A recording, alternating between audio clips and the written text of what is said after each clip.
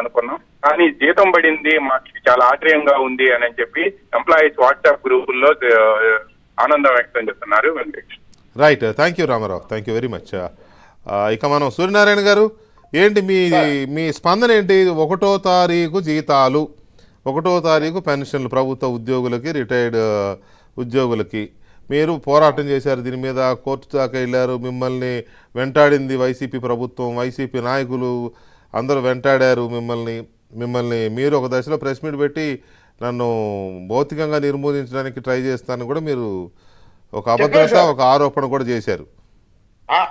ఆరోపణ కాదండి, వాస్తవం. పిఎస్ఆర్ ఆంజనేయులు గారు, ఇంటెలిజెన్స్ డీజీ గారు జూన్ 1వ తారీఖు రాత్రి 7 గంటలకు నాకు వీడియో కాల్ ఫోన్ చేసి, రేపు ఉదయం 8:30 గంటల్లోగా నువ్వు సజ్జల రామకృష్ణారెడ్డి దగ్గరికి వచ్చి సరెండర్ అయ్యి నువ్వు వేసిన కోర్టు కేసులు విత్డ్రా చేసుకుని సంతకం పెట్టకపోతే by 9:30 you are no more, భగవంతుడు కూడా కాపాడలేడు అని చెప్పాడు సార్. ఇవాళ ఒకసారి వెళ్ళిరాపోయారట అటువైపున కాసేపు. అంటే నేను అడిగానండి అప్పటికి, what you mean by that అండి, అనేది ఎలిమినేట్ చేస్తారా అని అడిగాను నేను. సూర్యనారాయణ గారిని అనేది ఆ జూన్ 1 రమ్మన్నారు కదా, ఇవాళ వెళ్ళిరాకపోయారట నా సజ్జల గారి దగ్గరికి అట్లా సరదాగా. నేను ఈ విషయాన్ని కంప్లైంట్ ఇవ్వడానికి డీజీపీ గారు ఆఫీస్ చుట్టూ తిరుగుతున్నానండి. 3 రోజుల నుంచి వారు అపాయింట్మెంట్ దొరకటం లేదు. అవునా? లిఖిత పూర్వకంగా నేను కంప్లైంట్ ఇవ్వడానికి డీజీపీ గారి ఆఫీస్ కి 3 రోజులు బట్టి తిరుగుతున్నాను.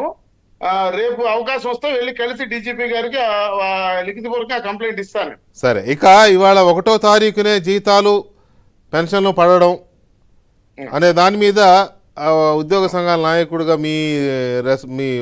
మీ స్పందన ఏంటి? ఫస్ట్ మొట్టమొదట మా హక్కు మళ్ళీ మాకు వచ్చింది అని మేము ఆనందపడుతున్నాం. చట్టబద్ధమైన మీ హక్కు అనేది నా హక్కు, నా కూలి, 30 రోజుల కష్టానికి నాకు వచ్చే కూలి. సో నా హక్కు నాకు సక్రమంగా అందుతుంది అనేటువంటి సంతృప్తి డెఫినెట్ గా ప్రతి ఒక్క ఎంప్లాయీ పెన్షన్ ఫీల్ అవుతాడండి. దాంట్లో రెండో అనుమానం లేదు.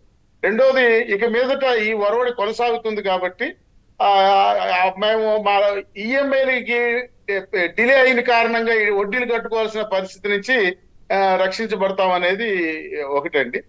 మూడోది, మీకు అసలు ఈ ఫైనాన్షియల్ మేనేజ్మెంట్ విషయంలో డిస్బర్స్మెంట్ ప్రాక్టీసెస్, ఆర్థిక శాఖ వారు డిస్బర్స్మెంట్ ప్రాక్టీసెస్ ఏవైతే చెల్లింపులకు ఉన్నటువంటి విధానాలు ఉన్నాయో గత 5 సంవత్సరాలు బట్టి పూర్తి అన్కాన్స్టిట్యూషనల్ గా జరిగింది, రాజ్యాంగ విరుద్ధంగా జరిగింది. దాంట్లో ఎటువంటి అనుమానం లేదు. ఉదాహరణకి ఇప్పుడు మీరు ఆయన రామారావు గారు చెప్పారు మా జీపీఎఫ్ డబ్బులని.